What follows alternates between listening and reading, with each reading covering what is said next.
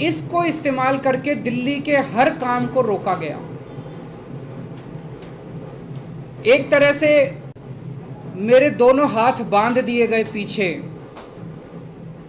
और मुझे नदी में फेंक दिया गया कि अब तैरो। ये तो ऊपर वाले का शुक्र है कि दोनों हाथ बंधे हुए होने के बावजूद भी हम किसी तरह से तैरते रहे और ऊपर वाला हमारा साथ देता रहा। इन सारी कठिनाइयों के बावजूद दिल्ली के अंदर हम लोगों ने इतना शानदार काम किया पिछले 8 साल के अंदर। तो आप सोच सकते हैं कि अगर हमारे पास पूरी पावर होती तो हम कितना ज़्यादा काम कर सकते थे।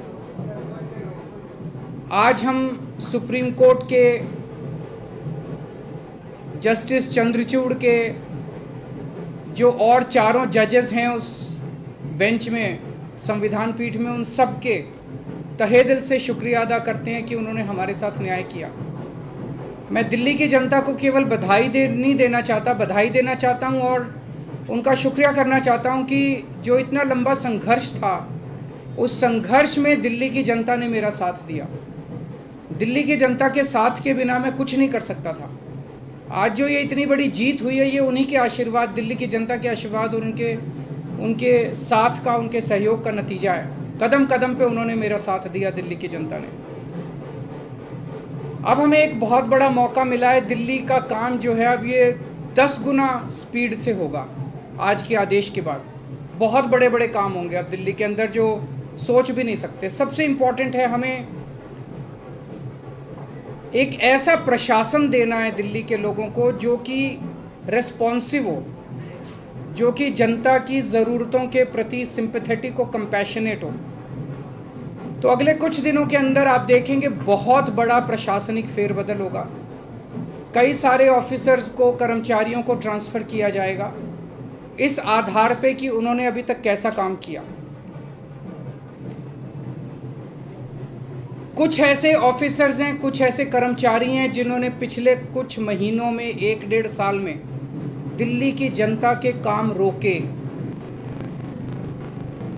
कुछ ऐसे ऑफिसर्स हैं जिन्होंने दिल्ली में मोहल्ला क्लिनिक में दवाइयां बंद करा दी, अस्पतालों के अंदर दवाइयां बंद करा दी, जल बोर्ड की पेमेंट रोक के कई जगह पानी बंद करा दिया। ऐसे कर्मचारियों को, ऑफिसर्स को चिन्हित करके उनको अपने कर्मों का फल तो भुगतना पड़ेगा। लेकिन बहुत सारे ऐसे कर्मचारी और ऑफिसर्स हैं जो बहुत घुटन महसूस कर रहे थे, ईमानदार लोग हैं, काम करना चाहते हैं। उन सारे कर्मचारियों को, उन सारे ऑफिसर्स को मौका मिलेगा काम करने का। उन सबको जो डेडवुड है, जो करप्ट हैं, जो इनएफिशिएंट हैं, उनको अच्छी पोस्टों से हटा के साइड किया जाएगा और जो अच्छे हैं, एफिशिएंट हैं, ईमानदार हैं, रेस्पॉन्सिव हैं, कंपैशनेट हैं, उन लोगों को, उन सारे अधिकारियों को और कर्मचारियों को मौका दिया जाएगा कि वो दिल्ली की जनता की सेवा कर सकें। सारे प्रशासनिक सिस्टम को भी दुरुस्त किया जाएगा। ये सारा सिस्टम भी सड़ा गला सिस्टम है। ऐसा सिस्टम बनाया जाएगा जो जनता के प्रति जवाबदेह हो और जनता के लिए रिस्पॉन्सिव हो, जनता की ज़रूरतों के प्रति रिस्पॉन्सिव हो। तो व्यवस्था के अंदर जितनी कमियां हैं, इन सारी कमियों को दूर किया जाएगा। तो पूरे सिस्टम को और ऑफिसर्स को और कर्मचारियों को जनता के प्रति जवाबदेह बनाया जाएगा और जनता के लिए रिस्पॉन्सिव बनाया जाएगा। एक लीन एंड थिन गवर्नमेंट तैयार की जाएगी। Lean, thin, responsive, compassionate and accountable government. ये हम चाहते हैं। जैसे दिल्ली ने पूरे देश को शिक्षा का मॉडल दिया, हेल्थ का मॉडल दिया, अब एक ऐसे गवर्नेंस का, एडमिनिस्ट्रेशन का मॉडल हम जनता के सामने रखेंगे, पूरे देश के सामने रखेंगे। मैं देखता हूं कि कई ऐसी पोस्ट्स हैं जिनकी जरूरत नहीं है। उनमें कोई भी कर्मचारी या अधिकारी बैठ के जनता की 4 अड़चनें ही लगाता है। अगर वो ना रहे तो ज़्यादा अच्छा रहेगा। तो ऐसी पोस्ट्स को चिन्हित करके या तो उन्हें खाली छोड़ा जाएगा या उन्हें अबॉलिश कर दिया जाएगा। जहाँ जहाँ ज़्यादा पोस्ट्स की ज़रूरत है वहाँ ज़्यादा पोस्ट्स क्रिएट की जाएंगी। जहाँ जहाँ लोगों को ज़रूरत है वहाँ ज़्यादा पोस्ट, जैसे अब इतने मोहल्ला क्लिनिक बना रहे हैं तो जब डॉक्टर्स की ज़रूरत है, पैरामेडिक्स, वहाँ और क्रिएट किए जाएंगे। तो अभी तक हम लोगों ने स्कूल अस्पताल में एक मॉडल दिया, अब पंजाब के अंदर हम एक अच्छे लॉ एंड ऑर्डर कानून व्यवस्था लागू कर रहे हैं। उसी तरह से दिल्ली अब कुशल प्रशासन का एक मॉडल पूरे देश के सामने देगा। मैं एक बार फिर से दिल्ली की जनता का बहुत बहुत आभार व्यक्त करना चाहता हूं, जिन्होंने पूरे संघर्ष में हम लोगों का साथ दिया। अगर हैं जी, बिल्कुल होगी। सर्विसेज आने के बाद हम नई पोस्ट क्रिएट कर सकते हैं, पुरानी पोस्ट एबॉलिश कर सकते हैं, कुछ भी कर सकते हैं। एसीबी अभी चुनी हुई सरकार के पास नहीं है, लेकिन विजिलेंस अब आ गया है। तो जो लोग अगर गलत काम करेंगे, भ्रष्टाचार करेंगे, कानून के हिसाब से काम नहीं करेंगे, उनके ऊपर विजिलेंस की कार्रवाई, डिसिप्लिनरी प्रोसीडिंग्स, विजिलेंस प्रोसीडिंग्स की जा सकती हैं। सर शाम को आप एलजी साहब से मिलने जा रहे हैं, उसमें क्या बातचीत होने की संभावना है? क्या आप उनको अब यह अनुरोध करेंगे कि वो अब और किसी प्रकार का अड़ंगा ना लगाए, और सुप्रीम कोर्ट ने जो निर्देश दिया उनसे आशीर्वाद लेने जा रहा हूँ। आपको लग रहा है कि ये पावर तो मिल गई है, पावर से ज्यादा जिम्मेदारी बढ़ गई है अब आपकी, क्योंकि अब तक आप बहुत सारी अड़चनें भी आपने बताई, लेकिन अब वो काम आपको कराना ही होगा। नहीं, जिम्मेदारी तो पहले भी थी, वो जिम्मेदारी विदाउट पावर थी, अब जिम्मेदारी विद पावर आ गई है। जिम्मेदार देखिए, जब भी जनता वोट देती थी तो वो तो यही कहती थी जी हमने तो केजरीवाल को वोट दे दिया, अब केजरीवाल जाने पावर है कि नहीं है उसके पास।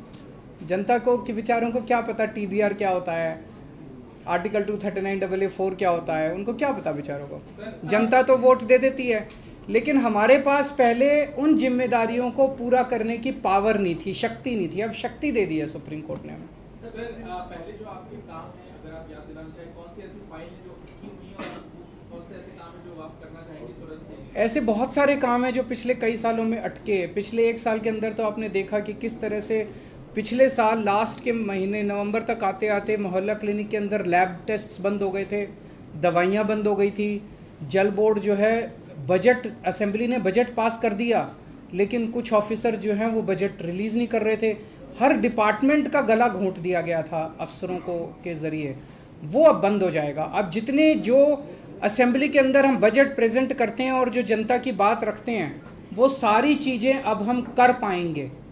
अधिकारियों की मीटिंग आपने बुलाई है, बड़े अधिकारियों, क्योंकि कहा जाता है कि यदि अब तक सीएस काम करते रहे तो क्या उन्हें मीटिंग की आपने बुलाया? जरूर बुलाएंगे, अब आने वाले टाइम में मीटिंग्स तो होती रहेंगी। सर, अभी हाल के दिनों में बहुत सारे ऐसे फैसले एलजी ने लिए जो कि मतलब सरकार के अधिकारों का उल्लंघन करके खुद से लिए गए, क्या अब उन फैसलों को रिव्यू भी किया जाएगा? वो फैसले कई सारे गलत हैं, इनफैक्ट कई सारे तो सुप्रीम कोर्ट में पेंडिंग है। कल एल्डरमैन का केस आ रहा है सुप्रीम कोर्ट के अंदर, ट्यूसडे को डीआरसी के चेयरमैन की अपॉइंटमेंट का केस आ रहा है। फिनलैंड जो हमारे टीचर्स को नहीं जाने दिया, उसका केस सुप्रीम कोर्ट के अंदर पेंडिंग है। जब मेंशन ही किया था हमने ये केसेस तीनों, तो सुप्रीम कोर्ट की टिप्पणी काफ़ी तल्ख थी कि ये कैसे एलजी साहब रोक सकते हैं। एल्डरमैन की अपॉइंटमेंट बिल्कुल गलत हुई है। जो डीआरसी के चेयरमैन 4 महीने से फाइल एलजी साहब के पास पड़ी हुई थी, एलजी साहब ने अपॉइंटमेंट नहीं होने दी, तो हमें सुप्रीम कोर्ट जाना पड़ा। मुझे लगता है कि अब इतना सुप्रीम कोर्ट जाने की, हाई कोर्ट जाने की ज़रूरत शायद ना पड़े। अब शायद हम अपने स्तर के ऊपर ही कई सारे निर्णय ले सकते हैं। तो बहुत सारी चीजें ऐसी कही गई जिसमें ये भी कहा गया कि केंद्र जो है वो राज्य सरकारों की जो ताकत है, पावर है, वो छीने ना छीने, इस तरीके की लगता है अब आगे के लिए नजीर। मैं यही कहना चाहता हूं कि केंद्र सरकार एक तरह से, प्रधानमंत्री जी खासतौर एक तरह से पिता समान होते हैं। जैसे परिवार में पिता होता है, पिता समान होते हैं।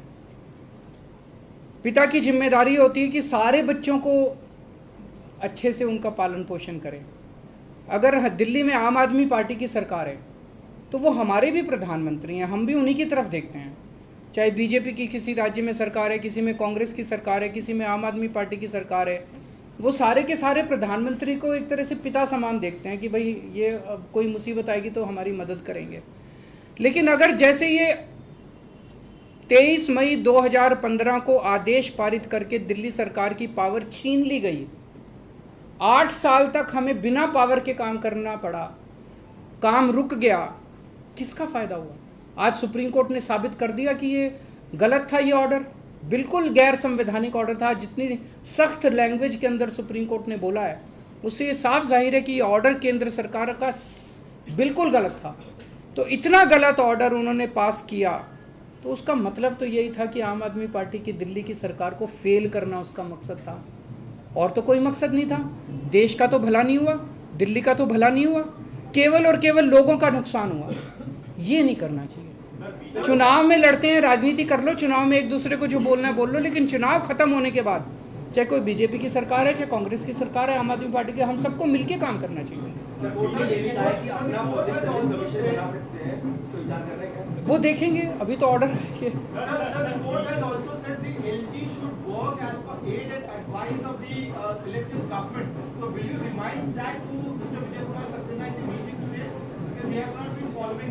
जब उनका आशीर्वाद लेने जा रहे हैं तो सारी चीजों पे आशीर्वाद है जी, मिलके काम करेंगे। बीजेपी के नेताओं को बयान ऐसा भी आ रहा है कि अभी संसद भी है, संसद में कानून तो बन सकता है, अगर गलत लगेगा तो उसमें बदलाव कर देंगे, बड़ी बेंच के पास भी जाया जा सकता है। ये पहले भी कोर्ट में दलील दी थी केंद्र सरकार की तरफ से कि 9 बेंच के जाया जा सकता है इस मामले को लेकर।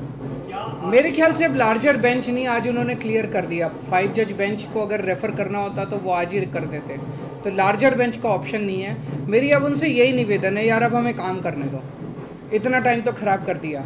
अगर आपने दिल्ली पे राज करना है तो दिल्ली के लोगों का दिल जीतो ना, कि अगली बार आम आदमी पार्टी को वोट ही ना दें लोग। ऐसा काम करो, मतलब काम में टांग क्यों उड़ा रहे हो? जब तक हमारी सरकार है हमें काम करने दो, कल तुम जीत लेना, तुम काम कर लेना, टांग तो नहीं अड़ानी चाहिए। सर महाराष्ट्र का जो फैसला आया है, बस की फाइल आपने पहले भेजी थी, तो फिर पहले ही आपने की थी, फिर मीटर फाइल आप भेज चुके हैं, 2 फाइल लेटेस्ट आपने भेजी है, जब का जवाब आ गया है या अभी आया नहीं। कानून के अंदर एलजी साहब के पास 7 दिन का टाइम होता है, तो वो भी मैं आज उनसे रिक्वेस्ट करूंगा कि 7 दिन में क्लियर करना चालू करें फाइलों। सर महाराष्ट्र का जो फैसला आया है उसमें भी राज्यपाल की भूमिका को बहुत ही, मैंने उसको पूरा पढ़ा नहीं है, मैं अपना फैसला सुनने के बाद मैं थैंक यू सो मच।